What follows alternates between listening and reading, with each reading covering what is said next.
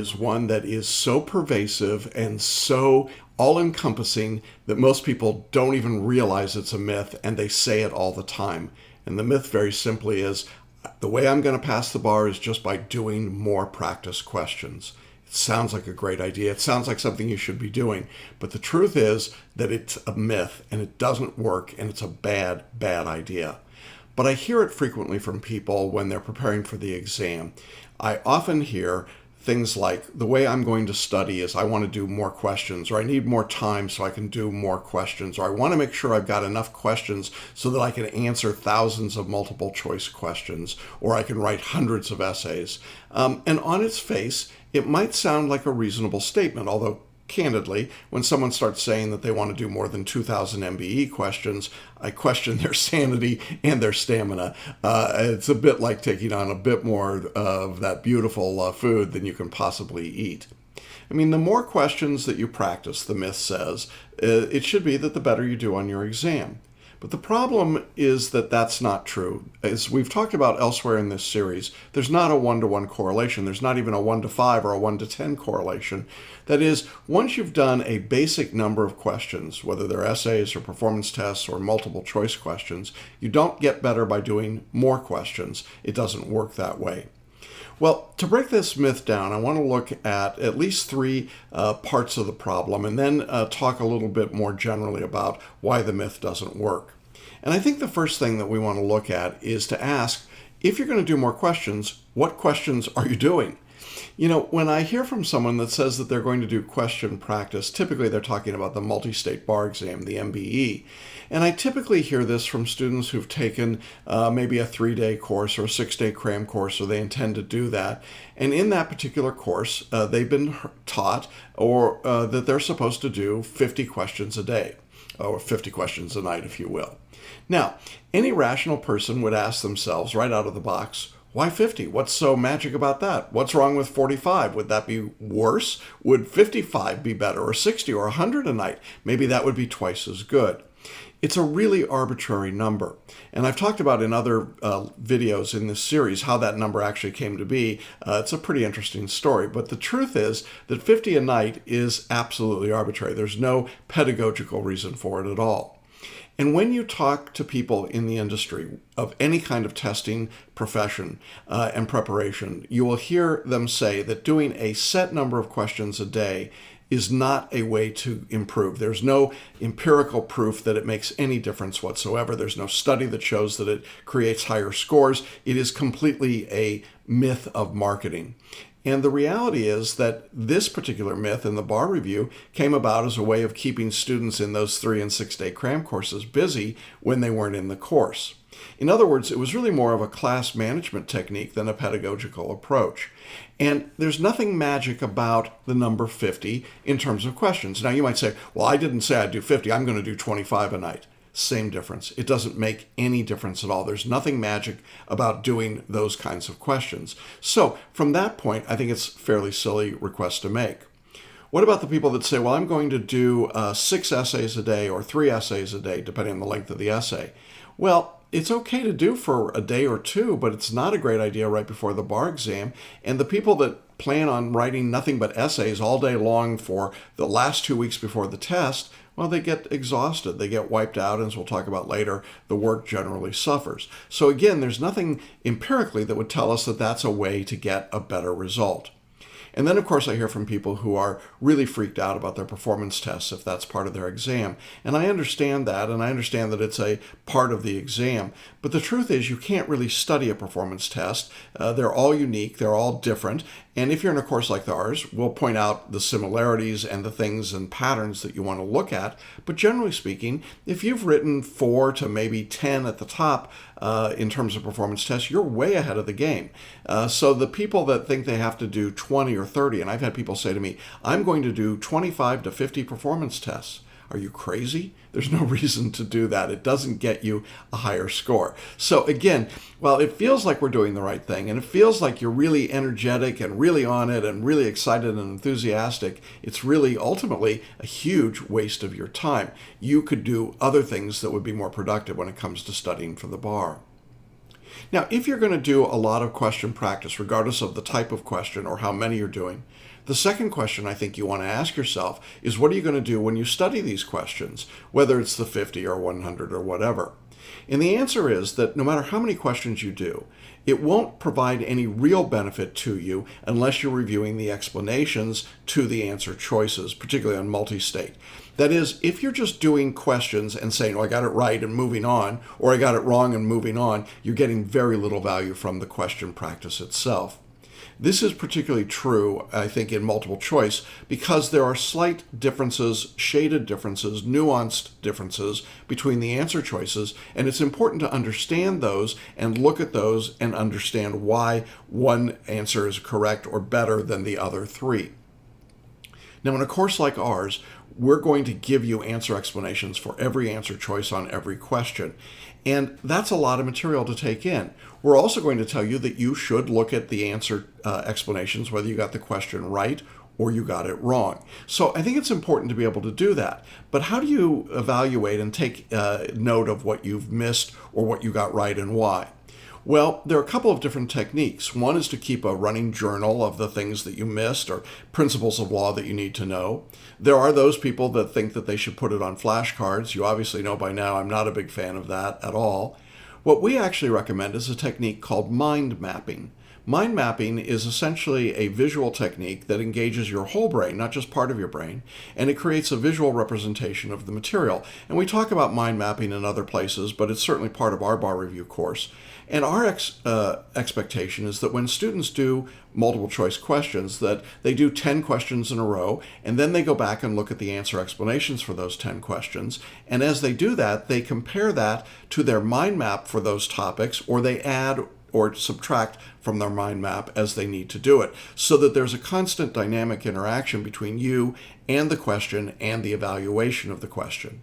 Now, that's just multiple choice. And I think it's a better way to do multiple choice than to just do questions and say, I got X number of questions correct out of 100 questions. So I got 75 correct or 50 correct or 40 correct, whatever it might be. That's not a particularly meaningful measure or gauge. And in addition to that, you're theoretically just studied a subject at length. In most courses, that's when they have you do the questions. So it doesn't tell you a whole lot about your actual performance. So don't use question practice to be predictive unless you're in a predictive model. That is, if you're taking a full-length MBE under test time conditions after you've studied all the subjects in a quiet spot, and as I say, under time conditions, then you've got something that might be predictive, and we could tell you what that means in our course. But I think for a lot of students, they take these tests, they have no idea what they mean. They do them with the books open, they do them over several days, they do them without being timed, and then they say, well, look at the score I got. Yeah, so what? It means nothing at all. So if you're not doing the questions under test conditions, time conditions, books closed, mixed subject, then you're really not getting anything that's predictive. Now, can doing those questions be helpful to you in learning the law? Absolutely, provided you do the review that we were just talking about. What about essay questions? How do you review an essay question? Well, in my view, the real value for doing an essay question is really what happens when you're done writing. That is, once you've finished, you need to be able to review the work that you did and compare it to a model or a sample. The problem is that a lot of bar takers think that what they're going to do is just look at that model or sample and then kind of say, well, I was close to that, or I was about like that, or I would have written about that, but I ran out of time. And that's a very dangerous thing to do when it comes to writing essays. No model answer, no sample answer can cover all of the possibilities. And frankly, a lot of the sample answers the bar examiners produce have incorrect statements of law. We've talked about that elsewhere as well. So relying on that to tell you the law isn't going to do it. So what should you do? Well, in my view, when you've finished writing your essay, you want to look at that model or sample to get yourself kind of a balance or a sense of where you are. And then you want to go back to the original source material, the outlines for that subject or subjects. And you want to review what's in those outlines as compared to what you wrote. And then you want to take that information and put it either into a 4-column exercise. It's one of the tools and techniques that we have in our course. Or again, going back to your mind map and adding it to your mind map for that subject or for that subtopic of the subject. Now, why do we suggest that? Well, the reason is that it's an active form of learning as compared to a passive form of learning. And the reason that I say that the other form of just looking at the model or sample answer and saying, well, I'm close, that's a passive way to learn. You sit there, you read that answer that comes in your book, and you say, well, I didn't quite say that, but I would have said it, or I intended to say it, and that's kind of close to what I had in mind. Well, that doesn't get you very far in the way of understanding the material or being able to own it and use it if it comes up again. Is it better than having not done the essay? Maybe, but marginally for the time you invest, you don't get much out of the investment. So you won't accomplish a whole lot when you just look at the model or sample when you're done and then you put the essay away. I think it's really important to write it, to review it, then to go back and create your mind map or 4-column exercise, and then finally, again, if you're in a course like ours, to submit it for review from a trained mentor. Now, I think it's important at this point to talk about the different options that people have when it comes to mentoring and reviewing essays. There are courses that basically will say, submit some work, send it in, and we'll give you back a written grade on your score. Well, that sounds like it might be okay, but here's what really happens in the background. If you go to Craigslist, you'll find that most of those bar review companies are actively recruiting people to be their template graders. They don't necessarily even have to have gone to law school or passed a bar exam. That should make you just a little bit uneasy. Secondly, what these companies do is that they give a model or sample answer to the grader, and they say, find how many things that from this model answer are in the applicant's answer, and then just mark it up with a grade. Well, that's not very helpful. The best way to learn about writing is to engage in a discussion about it. I discovered that now almost, I guess, more than 30 years ago at Georgetown University Law Center, where I was part of the writing clinic, and we helped establish that. And it's still running today very successfully, probably the most successful writing clinic in the country. The reason the writing clinic started was that we were hearing from big major law firms up and down the East Coast that our graduates, our law school graduates, couldn't write. And that wasn't a good thing, and the law school wasn't happy about it. And we said, well, but we give them writing assignments, and they get grades on their essays, their answers to questions, their work that they do. And then I had the opportunity to work with a brilliant woman by the name of Jill Ramsfield. And Jill was the real pioneer in this idea of writing conferences. And her approach was that if you actually sat down and talked to people about their writing, you got much more engaged. You began to understand what they were doing, and they began to see the work from the viewpoint of the reader. That was critically important, and that made all the difference. And as we started to talk to people, even a 10 or a 15-minute conversation about a piece of writing improved dramatically. Now, I want to make this point here because some of you have trouble with writing essays or performance tests. If you think you can write one from a course and just look at a model or sample answer and fix your writing, I'd like to tell you that's true, but I can't. It's delusional. It doesn't happen. What you really need is a teaching mentor to help you with your writing. Now you might say, well, I'm getting back a grade from my big box bar review. Yeah, that isn't going to do you much good. It doesn't tell you what's really going on or why, and the source is not very useful. The best way to do this is to build a relationship with a teacher or a mentor, someone who's actually capable of evaluating your work and showing you what needs to change and also showing you what's working. So again, my point is just doing the questions without the follow-up, without the mentoring, is really a time waste that doesn't get you very much value. I know that's a little discouraging to people, but that is the reality, I think, of the bar exam today. And that's really true whether you're talking about essays or performance tests in every jurisdiction. Well, the third part of the problem that I see it is to ask, what questions are you actually doing? Now, we talked about how many you're doing and what are you doing when you review them, but the third part is, what questions are you actually doing? And this is a really big topic when it comes particularly to the Multistate Bar Exam. You see, not all bar review courses questions are the same. There are questions that have licensed multi-state questions, and by licensed we mean they come from the source, the National Conference of Bar Examiners. Now, how do we get those? We pay a very large royalty to the National Conference. And in exchange for that, we're licensed to provide past questions. The same is true on the Uniform Bar Exam with the essays and the performance tests. Those are all licensed, and they come to us from the NCBE. And the royalty that we pay for those questions is hundreds and hundreds of dollars per student.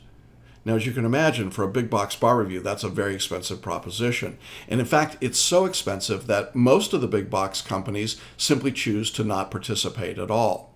So what do? They write their own questions. Why? Because it allows them to save money and to make more money. Not that they really need to make more money, but they are obscenely wealthy, and they're driven by private corporations and hedge funds who want to make even more. And so buying license questions is simply out of the question for them. Now, there are some mentors and teachers that try to game the system and cheat. Some of them go to faraway places and they try to steal the exam and remember questions and pay students to give them the questions. And some of them have even gone so far as to stuff the tests in their pants, but they've been caught and they've been sued. The point is that many of the large bar reviews, in fact, nearly all of them, write their own questions and their own answer explanations if they do that at all. And you might think to yourself, well, a question's a question, and what difference would it make? But to paraphrase Freud, sometimes a bar question is just a bar question, and sometimes it's much more than a bar question. You see, there are a variety of degrees of difficulty on the multi-state bar. If you've thought that all the questions are the same, if we use a degree of difficulty of 1 as the easiest and 10 as the hardest, they're not all 5s, they're not all 1s, and they're not all 10s. They actually follow something that looks like a bell-shaped curve on the exam. And it is very difficult to write questions that are of a degree of difficulty of 2 or 3, some that are 5s and 6s, some that are 9s and 10s. It is really technical and very specific work. And in order to do that, you have to put the question out and evaluate it and test it and compare it. And this is called psychometric testing principles. And they're very difficult and expensive to do. And that's why the bar examiners charge a high royalty to have access to those questions. So my point is that there are lots of different approaches, there are lots of different ways of drafting a question, but it is not easy to write good essay or to write good multiple choice questions. It's also not easy to write good essay questions. Try it sometime and see what happens. Now, the reason that the National Conference goes through all the effort to create these evaluation questions before they become real and live is that they want to get the right psychometric approach, the right consistency and reliability of a question, so that when they put it in the exam, they can be confident that it accurately measures a student's capabilities. We've talked about the reliability indicia in other videos, and essentially the National Conference claims a reliability index of 0.90 on a 1.0 scale. So they would claim 90% effectiveness of being reliable of indication of success as a lawyer. Interesting, isn't it? Well, when you try to write your own questions, and the way that the big box bar reviews do it, and I was part of one of those companies at one point, is that they throw a bunch of editors in a room and they say, quick, write us up 250 new contracts questions, let's say. Well, you're going to get 250 really badly written questions without much value in terms of testing or reliability or teaching. And it's really not a good practice at all. And the problem is that then you've done those questions as a student, but you haven't learned much and you haven't prepared for the test. So the reality is that for most of these people that are doing 50 questions a night or they're in a big box bar review, they're working with questions, and maybe this is you, but those questions are either much, much harder than the actual bar exam, or more likely, in terms of one or two of these companies, they're much, much easier than the actual exam. And the theory behind this that I've heard is that on average it would be okay. Some are harder, some are easier, but you'll be okay on average. Which to my mind is like saying, put your head in the refrigerator and your feet in the oven, and on average you should be comfortable. Really? It doesn't quite work, does it? You see, I believe, and have always believed, that you need to work with the real thing. Whether it's a multiple choice, an essay, performance test, it's got to be the real thing. Now, the real thing doesn't mean that you're going to see those questions word for word on the exam. No matter what anybody tells you, that is not going to happen unless they've cheated and stolen the questions. And that's a whole different ballgame, and I can't imagine any of you want to be part of that. But the idea of using license questions from prior exams is that now in a legal way, without copyright infringement or intellectual property right questions, you are able to see the tone, the structure, the principles of law, the approach, and even in some cases, how the graders would put together their point sheet, how they would evaluate the work, particularly for essays. And that is invaluable information. Now, this same idea of using licensed or real questions applies across every jurisdiction and in all forms of the exam. That's why in our course we don't use any questions that are not released questions. There's only one exception to that, and that is in the state of Florida, where they don't release their multiple choice questions. They just keep reusing them over and over again. But with that one exception, every question in our course is an actual real question, whether it's an essay or a performance test or short answer or whatever it might be in whatever jurisdiction you might be in. So I would tell you that it's important to use prior questions. It's far better than using made-up questions, and it's important to look at the quality of the questions that are being used in the course that you're taking. So that's why we only use one kind of question. Prior questions work much better. All right, with those three ideas then, those three concepts in mind, why then, returning to our initial question, why is it a myth to say doing more questions will lead to higher scores? It seems reasonable. It seems like if I've got the right questions and I'm doing them properly, I should get higher scores. The problem for me at this stage is that it's too simplistic, and it ignores the reality of what we've thought of as the three-legged stool for studying. It's the balance that you want in your studying. So even if you've overcome all three of the problems I've just described, and you're still thinking that you want to do more questions, here's why it doesn't work. Now, in a course like ours, we use this idea of a three-legged stool to stay in balance. One of the legs of your study is doing your reading. Now, whether you're doing photo reading in our course or you're doing traditional left to right 110-word reading, you want the basic foundation of the material that the outlines provide. And if you're trying to study without doing the reading, as some students do, well, you're going to be in trouble. You just simply aren't going to be successful. This is a fundamental component to being successful on the bar exam based on our 25 years of experience with thousands of students. Well, that's one leg of the stool. The second leg of the stool is watching or listening to lectures on that same material that you've just read. And the idea here is to reinforce or clarify what you've just read, to pull together different ideas, to give you examples, to help you take this material, which is incredibly detailed and dense, and make some overall sense of it. Very important to do. And again, I hear from students that say, well, I'm just going to read and do practice questions. Yeah, that doesn't work either. And there are people that say, well, I don't want to waste my time listening to lectures or watching lectures. Well, it's not a waste of your time. It actually consolidates what you've already done. So just as it would be foolish to ignore the reading component, it's also foolish to ignore the lecture component. And then, of course, the third leg is the one we're talking about today, the idea of doing question practice. Now, when you're doing question practice, along with these two other parts of our three-legged stool, what you're really doing on the overall sense is you're engaging as many of your learning senses or multiple intelligences as possible. You engage, first of all, your visual senses when you read. And if you're a photo reader, you're actually doing even more than that. But at a very minimum, you're engaging the visual sense. Then you engage your sense of listening, the oral sense, oral like your ears, in listening to a lecture, or your eyes in watching the lecture.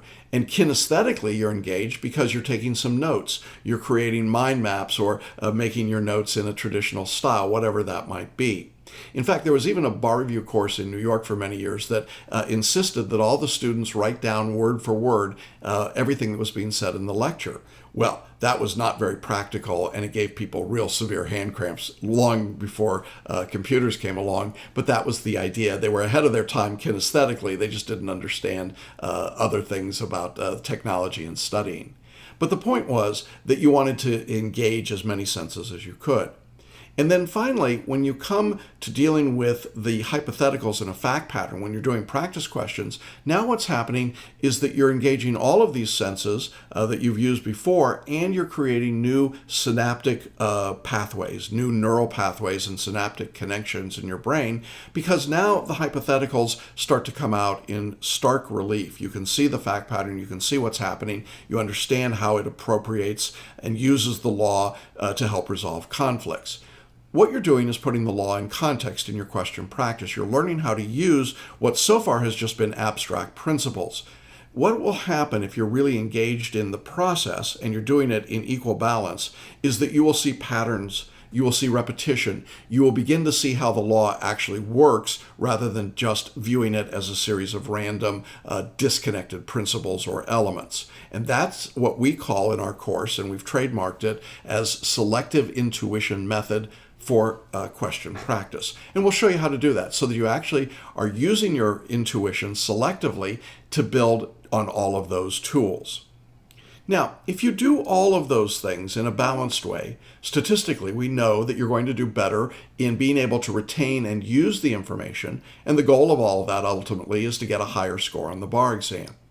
Now, to be clear, that is not memorizing. It's the opposite, the polar opposite, in fact, of memorizing.